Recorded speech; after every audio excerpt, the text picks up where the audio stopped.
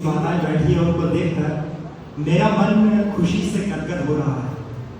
क्या आप जानते हैं आप कहाँ मुस्कुराते हैं? कोई भी व्यक्ति अपनी किसी भी भावना को किसी भी स्थिति में व्यक्त कर सकता है, लेकिन आप मुस्कुराते तभी हैं जब आप सबसे सजग, सबसे सुरक्षित महसूस करते हैं। और मैं नहीं मानता कि जहां सभी माएँ बैठी है उससे सुरक्षित स्थान कोई दूसरा हो सकता है। कुछ समय पूर्व मैंने एक कविता लिखी थी। उसकी कुछ पंक्तियां कहती है कि 2-4 पल भी अंधेरा हो तो घबराते हो ना। संध्या के वक्त भी अगर हमारे अपने ही घर में अगर रोशनी चली जाए तो हम अपने ही घर के किसी कमरे में जाने से कतराते हैं, हमें डर लगता है। हम किसी से पूछते हैं कि यार मेरे साथ चलिए। तो 2-4 पल भी अंधेरा हो तो घबराते हो, और 9 महीने उसके पेट में रह लेते हो। नारी जब साथ हो तब तुम हर दुविधा से लड़ लेते हो, भगवान भी धरा पर आने को। आप सभी का बहुत बहुत धन्यवाद। और जहां जहां आपको उचित लगे आपका आशीर्वाद मुझ तक भेजते रहिए कि 2-4 पल भी अंधेरा हो तो घबराते हो, और 9 महीने उसके पेट में रह लेते हो। नारी जब साथ हो तब तुम हर दुविधा से लड़ लेते हो, भगवान भी धरा पर आने को रास्ता मां से लेते हैं, और 3 लोक के नाथ भी मां के आगे झुकते हैं। नहीं पता ये कैसी रचना, कि नहीं पता ये कैसी रचना जिसका मुझे अनुमान है। वो करुणा, ममता, दया, प्रेम की मूरत एक महान है। हर एक कण और हर एक मण का शोभित एक विधान है। नारी ईश्वर का अछूत विज्ञान है।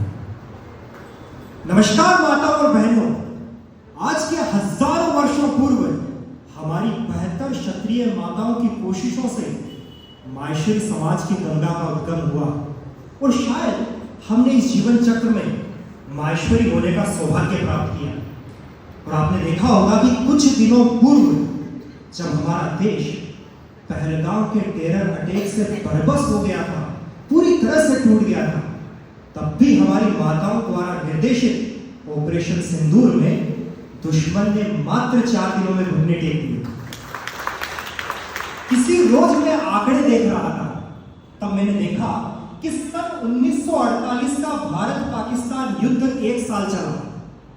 सन 1999 का कारगिल युद्ध भी हमें 60 दिनों तक लड़ना पड़ा, लेकिन जब माताओं ने हाथ बढ़ाया तो ऑपरेशन सिंदूर मात्र 4 दिन। यानी जब माताएं हाथ बढ़ाती है तब मुश्किलें लड़खड़ाती है। और हम कहां से चले हैं? हम वहां से चलकर आ रहे हैं जब शायद घर में अगर नमक भी लाना हो ना, तो मुझे नहीं लगता आपकी सहमति ली जाती होगी।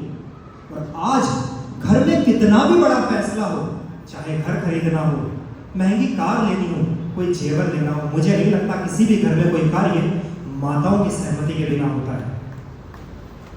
लेकिन मैं उन माताओं से बात कर रहा हूं जिन्होंने 80 का एक दशक भी देखा है, और जो आज का युग भी देख रहे हैं। और इस बदलाव में अब इस विषय को समझिए कि हमने भौतिक तौर पर प्रगति तो कर दी है, लेकिन कहीं ना कहीं आज मुझ जैसा जो युवा है वो मानसिक तौर पर टूटता जा रहा है। और अगर मैं एक उदाहरण से समझे कि इसका इतना बड़ा कारण क्या है कि आज का युवा तनाव में है, इतनी क्या चिंता है, अगर आप ठीक से देखें, अगर आप समझने की कोशिश करें, तो उस एक शब्द में कहूं तो शायद दुनिया की चकाचौंध, दुनिया का ग्लैमर, और शायद जो डिजिटल मीडिया है, आज हम जो चीज देखते हैं, जो हम समझते हैं, वो बिल्कुल सोची समझी साजिश है जिसके माध्यम से हम देखते हैं। अब एक चीज को समझने की कोशिश कीजिए कि यह हैलोजन की रोशनी अगर मैं आपकी आंखों के आगे लगा दूं ना, तो आपको कुछ भी नजर नहीं आएगा। अपितु अगर इस रोशनी को मैं बंद भी कर दूं, तब भी आप कुछ मिनटों तक कुछ नहीं देख पाएंगे।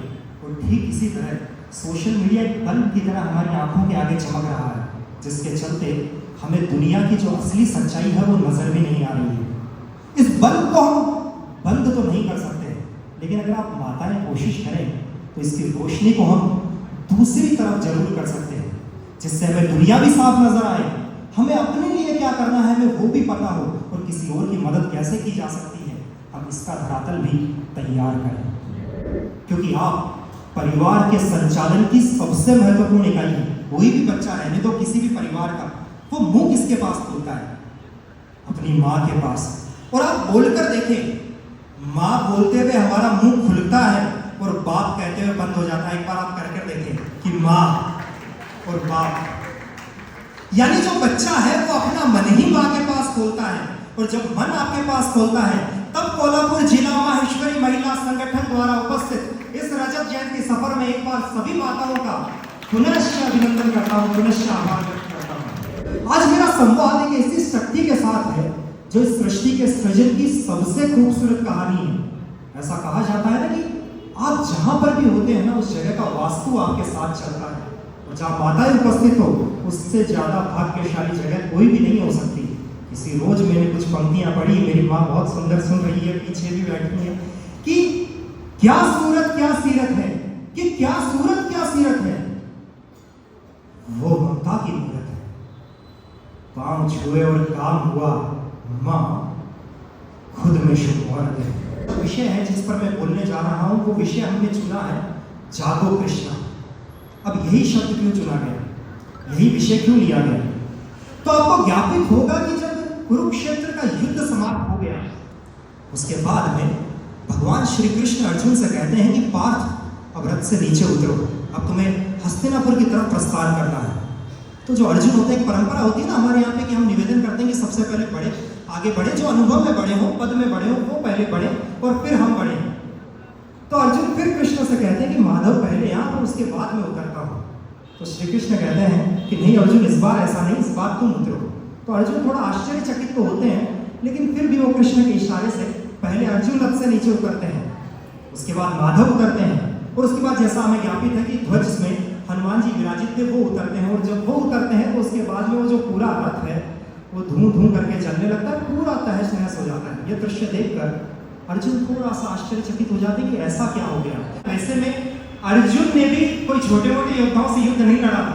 सामने भीष्म पितामह थे, महारथी कर्ण जैसे योद्धा थे, गुरु द्रोण थे जिन्होंने उनको धनुर्विद्या सिखाई। तो जब उनसे जीत कर आए तो कहीं ना कहीं थोड़ा बहुत घमंड अर्जुन को भी आ गया था, और ये जरूरी था कि अर्जुन के घमंड को भी तोड़ा जाए। तो उसके बाद श्री कृष्ण कहते हैं कि अर्जुन, ये रथ तो पहले ही तहस नहस हो चुका था। मैंने तुम्हें शुरू में नहीं कहा कि तू बस कर्म कर, फल की इच्छा मत कर। जो कुछ घटित हुआ है वो पहले ही घटित हो चुका है, तुझे बस निमित्त मात्र बनना है। और तब निवेदन प्रांगण में उपस्थित सभी माताओं से कि आप वो कृष्ण की भूमिका निभाएं, उस युवा साथी के लिए वो रथ हाँकने का काम करें। आज का युवा निश्चित तौर पर स्किल्ड है, लेकिन कहीं ना कहीं उसके रथ को सही दिशा दिखाने का काम और उसके संकल्प को जागृत करने का काम कहीं ना कहीं आपको करना है। क्योंकि उसके बाद की एक कहानी ये भी कहती है कि जब प्रौढ़ावस्था में भगवान श्री कृष्ण को लगा कि अब शायद इस जीवन चक्र में मेरे कुछ ही दिन शेष हैं, तो वो अर्जुन से निवेदन करते हैं कि मैं आखिरी बार तुमसे मिलना चाहता हूँ। अर्जुन जब द्वारिका जाते हैं तो भगवान उनसे कहते हैं कि अब ये जो गोपियां यहाँ उपस्थित हैं, ये शायद अब मेरे बिना यहाँ क्या करेंगे, तो तुम इनको अपने साथ ले जाओ। और आपको ज्ञापित होगा कि जब अर्जुन वापस में लौटते हुए राजस्थान के एक गांव में कुछ भील वहां इकट्ठे हो जाते हैं और वो उन सभी गोपियों का अपहरण कर लेते हैं। और उसके बाद में दुनिया का सबसे पारंगत धनुर्धर अर्जुन भी उन गोपियों को उन चंद भीलों से छुड़ा नहीं पाता है। और इसके लिए बाबा तुलसी ने बहुत खूबसूरत कहा है कि तुलसी नर का क्या बड़ा, समय बड़ा बलवान, भीला लूटे गोपियां, वही अर्जुन वही बात। और तब इस परिसर में बात करते वक्त अगर कोई भूमिका में निभाने की कोशिश कर रहा हूं तो वो शायद जामवंत जी जितनी है। जैसे कि जब सीता जी को ढूंढते हुए एक टोली बनाई गई जो दक्षिण की तरफ गई, जिसमें अंगद भी थे, हनुमान जी भी थे और जामवंत भी थे, और हर व्यक्ति से पूछा गया कि समुद्र उलांग कर कौन जा सकता है। तो किसी वानर ने कहा कि मैं कुछ कोस जा सकता हूँ। अंगद ने कहा जैसे मैं एक तरफ को जा सकता हूँ लेकिन वापस आने जितनी शक्ति मुझ में नहीं है। उसी तरफ हनुमान जी एक पहाड़ी पर बैठे थे और वो बड़े चुप थे। और तब जो जामवंत जी ने पंक्तियां कही वो कहती है, बाबा तुलसी ने बड़ा खूबसूरत मानस में लिखा है कि कही रीचपति सुनु हनुमाना, काचुक साध रहे बलवाना, पवन तनय बल पवन समाना, बुद्धि विवेक विज्ञान निदाना, कवर सोकाज कठिन जग माही, जो नहीं होई तात तुम पाहि। यानी ऐसा क्या है जो तुम नहीं कर सकते हो। तो ठीक ऐसे ही इस परिसर में शायद मैं अपनी माताओं को उनकी ताकत का आभास कराने आया हूँ। बाकी समुद्र कैसे उलांघना है माता सीता का पता कैसे लगाना है और लंका कैसे जलानी है, ये तो आपको भली भांति आता है। और मैं आपसे अपेक्षा माँ जीजाबाई वाली भी नहीं कर रहा हूँ कि हमें कोई वीर शिवाजी निर्माण करने हैं, या मेरी अपेक्षा आपसे माँ लक्ष्मीबाई की भी नहीं है, जिनके बारे में हम बचपन में पढ़ते थे कि बुंदेलो हर बोलो के मुँह हमने सुनी कहानी थी, खूब लड़ी मर्दानी वो तो झांसी वाली रानी थी। या मेरी अपेक्षा माँ पद्मिनी जैसी भी नहीं है कि दोहराता हूँ सुनो रक्त से लिखी हुई कुर्बानी, जिसके कारण मिट्टी भी चंदन है राजस्थानी। लेकिन किसी ने बहुत ठीक कहा है कि जब एक पुरुष शिक्षित होता है तो बस वो एक परिवार चलाता है, लेकिन जब एक महिला शिक्षित होती है, एक नारी जागृत होती है, तब एक पूरी परंपरा, एक पूरी पीढ़ी शिक्षित होती है। और तब वो 5 चुनौतियां, तब वो 5 मुश्किलें जिनसे हमारा समाज बहुत बुरी तरह से जूझ रहा है। हर विषय पर बोलना थोड़ा संगीन हो सकता है, लेकिन एक सूक्ष्म भूमिका में आपके समक्ष जरूर बांधना चाहूंगा। सबसे पहला है परिवारों का टूटना। अब तक आपने जितना भी संवाद सुना वो बहुत खूबसूरत है, लेकिन अब चाहता हूँ प्रांगण में जितनी भी मेरी माएँ उपस्थित हैं वो कुछ समय तक थोड़ा सा ध्यान केंद्रित करें।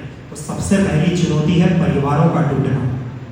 उससे जागृत होता है तनाव में युवा, उससे होते हैं टूटते वैवाहिक रिश्ते, अगला चलकर आता है फिर घटती जनसंख्या। आप ताजुब मानिए, हमको हमारे समाज में 3 बच्चे होने पर पुरस्कार और सम्मान देना पड़ता है और कई लोग ताली बजाते हैं। पहले के जमाने में बहुत साधारण सी बात थी, और कुछ समय बाद अगर ये प्रक्रिया ऐसी ही चलती रही तो माहेश्वरी समाज को 2 बच्चे होने पर पुरस्कार देना पड़ेगा और हम सभी सदन में तालियां बजाएंगे। और हमारे आंकड़े कहते भी हैं कि अगर इसी तरह से जनसंख्या घटती रही तो शायद 2050 तक तो लुप्त हो जाएगा। हमें सब मंडल महेश जयंती बनाने की आवश्यकता भी खत्म हो जाएगी, तब शायद कहीं ना कहीं सजग होने की आवश्यकता हमें भी है। और इससे आता है बच्चों की कमजोर परवरिश। लेकिन मैं नहीं मानता कि ये 5 अलग अलग समस्याएं हैं, ये शायद एक ही पेड़ के 5 विषैले फल हैं। और तब मैं कलमकार हूं, कविताएं और कहानियां लिखता हूं, वो नहीं जो मन को लुभाती है, बल्कि वो जो मन को दहलाती है। क्योंकि बात जब तक दिल पर नहीं लगती ना, तब तक बात बनती नहीं है। रामायण में भगवान राम कह तो रहे थे ना समुद्र से कि देव हमें रास्ता दीजिए, हमें लंका पार जाना है।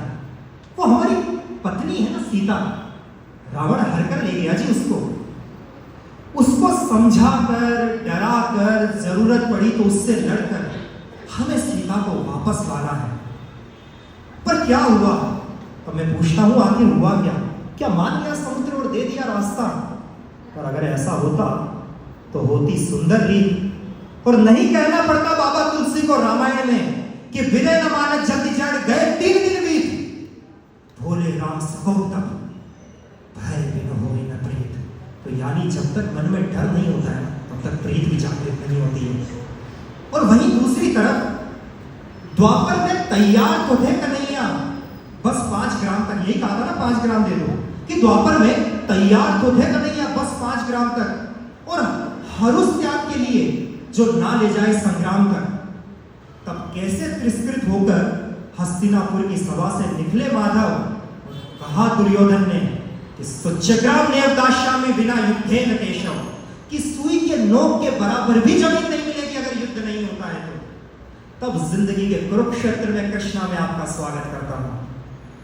और जो सबसे पहला विषय आता है कि तनाव में युवा क्यों है, इसकी एक बड़ी व्यवस्था है कि कहीं ना कहीं हमारा ये जो जग है ये भौतिक हो गया है, भौतिकतावाद में सारी कहानी आ गई है।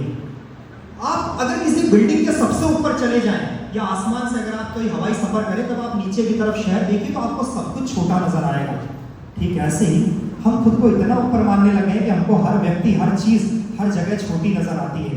इस भौतिकता के युद्ध पर किसी रोज लिखा था कि छत पर खड़ा होकर दुनिया देखता हूं। आज का युवा किस तरह से देखता है कि छत पर खड़ा होकर दुनिया देखता हूं, सबको मैं कितना छोटा देखता हूं, कि छत पर खड़ा होकर दुनिया देखता हूं, सबको मैं कितना छोटा देखता हूं, करीब है चांद सितारे मेरे। होता है जब ऊपर होते तो हमको लगता है सारा ग्लैमर, सारी सफलताएं, सारा पैसा कितना करीब है, कि देखता हूं कितने करीब है चांद सितारे मेरे। और फिर रो पड़ता हूं जब खुद को अकेला देखता हूं। तो व्यक्ति जब घर लौटता है ना, तो कितना भी पैसा हो, कितनी भी सफलता हो, लेकिन अगर वो तनाव नहीं है, वो मानसिक शांति नहीं है, तो वो सुख नहीं देता है।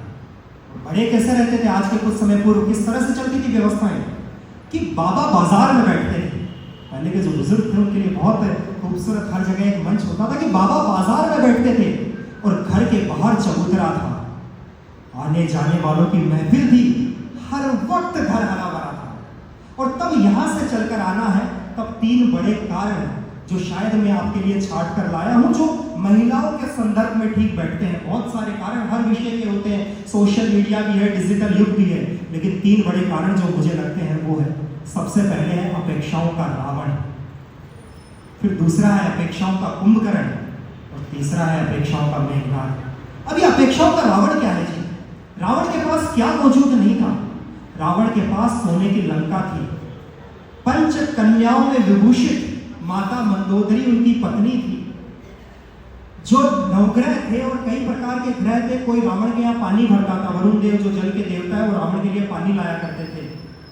यम को उन्होंने अपने पांव का बिछौना बना लिया था, यानी सब प्रकार की व्यवस्थाएं थी। लेकिन होता है ना, जो प्राप्त है अगर वो पर्याप्त नहीं है तो जीवन चक्र में कभी भी शांति नहीं आ सकती है। तो उस महत्वाकांक्षाओं ने कहीं ना कहीं रावण के उस विनाश का कारण बना। रावण छोटा आदमी थोड़ी ना था। रावण के बारे में बाबा तुलसी ने जब पहली पंक्ति शायद रामायण में लिखी तो लिखा कि उत्तम कुल पुलस्त मुनि नाती, यानी उत्तम कुल से थे और ब्रह्मा जी के खानदान से थे। यानी इतना बड़ा व्यक्ति होने के बाद भी अगर कहीं ना कहीं जब आपको लालच खाने लगता है, भौतिकता खाने लगती है, तब होता है कि कहीं ना कहीं हमें हमारा सर्वनाश बुलाने लगता है। लेकिन इसके पहले मैं सदन में आप महिलाओं से एक बात पूछना चाहता हूँ। आप में से कितनी माताओं को लगता है कि आपका बेटा या बेटी दुनिया का सर्वश्रेष्ठ बेटा या बेटी है? आप में से कितनी माओं को लगता है? सभी को लगता है। हालांकि अगर यही सवाल मुझे पिताजी से पूछना पड़ेगा तो अलग पूछना पड़ता है। तब पूछना पड़ता है आप में से किसको लगता है कि आपका बेटा या बेटी दुनिया का सबसे नालायक है, तब पूरा प्रांगण हाथ खड़ा करता है। लेकिन होता है माओं को तो लगता है। और जब आपको पता है कि ईश्वर ने सबसे सुंदर उपहार आपकी झोली में डाला है, तो फिर कंपैरिजन कैसा, फिर बराबरी कैसी? आपका खुद का अंश है, आपने निकाल कर उसको भेजा है। कहते हैं ना, अपनी जली हुई रोटी भी हमें बांटी है। तो जब ऐसी अवस्था है, तब आज का युग ऐसा हो गया है कि बच्चा स्कूल से आकर जब गेट पर खड़ा होता है, उसके पहले ही माँ पूछ लेती है कि तेरे फिजिक्स में कितने नंबर आए, तेरे केमिस्ट्री में क्या मार्क्स आए, तूने वीकली टेस्ट ठीक से किया या नहीं, प्रियंका से नंबर कम तो नहीं आ गए ना। वो आकर सोफे पर बैठता नहीं है, उसके पहले हमारी तैयारी हो जाती है कि फटाफट जल्दी कर, बैडमिंटन क्लास जाना है, अबेकस की क्लास लगा रखी है, किसी शिविर में जाना है, किसी संस्थान में जाना है। वो कुछ पल भी सांस नहीं लेता आपके घर में कि हम तैयारी करने लग जाते हैं उसको घर से बाहर भेजने की। ऐसे में सोचिए कि वो बच्चा आपका होगा कैसे? उस बच्चे को तो यही लगता है कि मेरी माँ के लिए तो यही सब कुछ है ना, मेरे मार्क्स कितने आए, ये भौतिकता। एक चीज आप समझिए, प्रसव के दौरान किसी भी रूप में, चाहे ऑपरेशन हो चाहे कैसे भी हो, जो डॉक्टर आपको माँ की भूमिका दे रहा है और बच्चा हो रहा है, वो आपकी सिर्फ गर्भनाल काट सकता है। लेकिन एक मन की नाल है जो ईश्वर लगाकर बेचता है, वो कोई नहीं काटता है। वो माँ और बच्चे की हमेशा लगी रहती है कि माँ जिस रूप में जो भी ग्रहण करती है वो हर रूप में बच्चे तक आता है। तब कहीं ना कहीं बेहद जरूरी है, पहले माएँ मन से जुड़ती थी, अब भौतिकता से जुड़ने लग गई है। और शायद इस संवाद को कहीं ना कहीं तोड़ना जरूरी है। बच्चा जब स्कूल से लौटे तो सबसे पहले आप उसका पसीना पूछे, उसका हाल पूछे, उससे पूछे यार तेरा दिन तो ठीक रहा ना, तेरे अनुकूल सब कुछ हुआ कि नहीं हुआ। कुछ देर उसे बिठाएं। मैं ये नहीं कह रहा हूं जो आप काम कर रहे हैं वो गलत है, लेकिन जब आप उसके मन में उतर जाए, जब उस धरातल पर जगह बना ले, तब उसको होले से पूछिए कि तेरा केमिस्ट्री का एग्जाम कैसा रहा। वो अच्छा करे तो खुशी के मारे पागल भी ना हो जाए कि उसको लगे यही ठीक था, और वो खराब भी करे तो उसे काटने भी ना लग जाए, उसका मनोबल बढ़ाए। एक किसी माता से मैं संवाद कर रहा था तो मैंने उनसे पूछा कि जो आपका बच्चा है ये 3 महीने से प्रशिक्षण क्लास में जाता है तो क्या क्या सीख गया? तो उन्होंने कहा कि कुछ सीखे या नहीं सीखे उससे मेरे फर्क नहीं पड़ता है, 2 घंटे जाता है, घर में शांति रहती है। काफी महिलाएं जितनी मुस्कुराई है मुझे लगता है उनकी सहमति आई है, लेकिन आप सोचिए कि उसके कुछ समय बाद जब आपको लगता है कि यार बच्चा हमारी ज़रूरतें क्यों नहीं समझ रहा है, हमारा मन क्यों नहीं पढ़ रहा है, तो आपने जो सिखाया है वैसा ही तो लौट कर आएगा। तो ये है हमारी अपेक्षाओं का रावण। अब देखिए हमारी अपेक्षाओं का कुंभकर्ण कैसा है। बच्चे को समय से पहले मोबाइल दिला देना, उसकी हर जरूरत को मांगे बिना पूरी कर देना, उसको हर चीज उसकी जगह पर उपलब्ध करा देना, कहीं ना कहीं उसको बेहद कमजोर बना रहा है। थोड़ा सा संघर्ष अपने बच्चे को हर समय करते रह देना चाहिए। किसी व्यक्ति ने बहुत खूबसूरत कहा है और सदन से आज आपके साथ लेकर जाइए।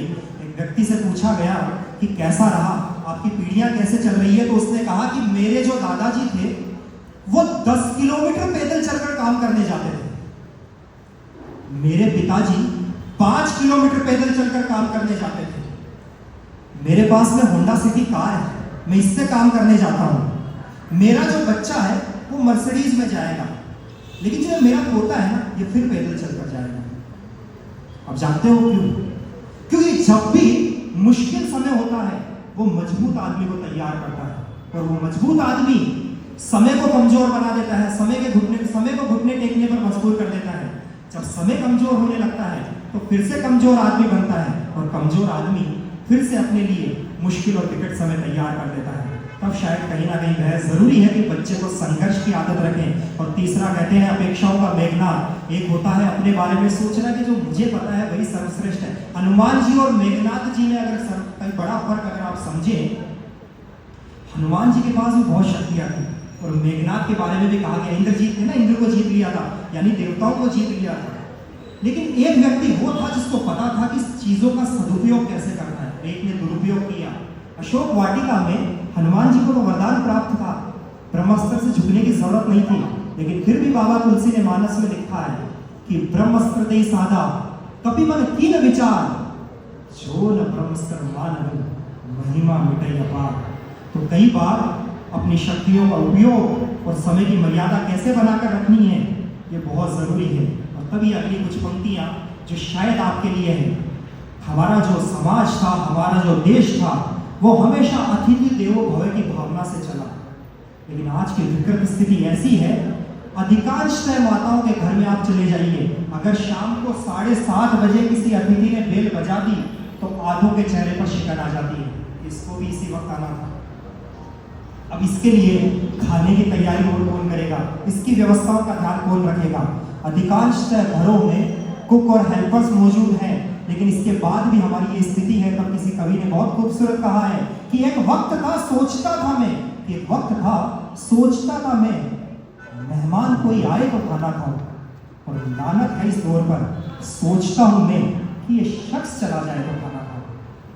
तो जिस विकृत दौर में हम चल रहे हैं, मैंने अपनी दादी को देखा है, हमारे घर में जिस वक्त भी जो व्यक्ति मौजूद होता है उनकी कोशिश रहती है कि उस वक्त अगर वो जलपान के वक्त आए तो जलपान लेकर जाए, भोजन के वक्त आए तो भोजन लेकर जाए। तब कहीं ना कहीं हमारे घर में इस व्यवस्था को जागृत और सुदृढ़ हम भी बनाए रखें, वो जरूरी है। मेरी माताओं, आप अन्नपूर्णा हैं, आप अन्न की देवी हैं, आपने हर काम के लिए हेल्पर्स रख रखे हैं, लेकिन बेहद जरूरी है कि कम से कम 2 वक्त का खाना अपने बच्चे को आप अपने हाथों से बना सकते हैं।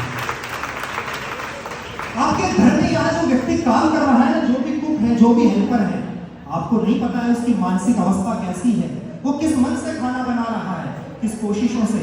लेकिन वही तरंगे जब उस खाने में जाती है तो आपके ही बच्चे की अवस्था विकृत हो जाती है, और वही कहीं ना कहीं हमारी तनाव का, हमारी मुश्किलों का कारण बनता है। जापान के वैज्ञानिक थे जिन्होंने रिसर्च किया, उन्होंने 2 अलग अलग जार रखे, एक जार के पानी को उन्होंने सब कुछ अच्छा कहा और एक जार के पानी को उन्होंने बहुत भला बुरा कहा। और 1 महीने के बाद माइक्रोस्कोप से जब पानी के अणुओं को देखा गया तो जिस जार के पानी को सब कुछ अच्छा कहा गया उसमें जितने भी अणु थे वो सब सुडौल थे, और जिस जार के पानी को भला बुरा कहा गया उसकी अवस्थाएं विकृत थी। तब हमारा ये शरीर, मानता हूं कि आपकी वैवाहिक स्थिति में कोई भी तकलीफ होगी, बहुत ही खूबसूरत सा जीवन आप यहाँ निभा रहे हैं, लेकिन आज के लड़के लड़कियों में दौर ये है कि पहले वो 2-3 बार मिलते हैं, 10-15 बार वीडियो कॉल करते हैं।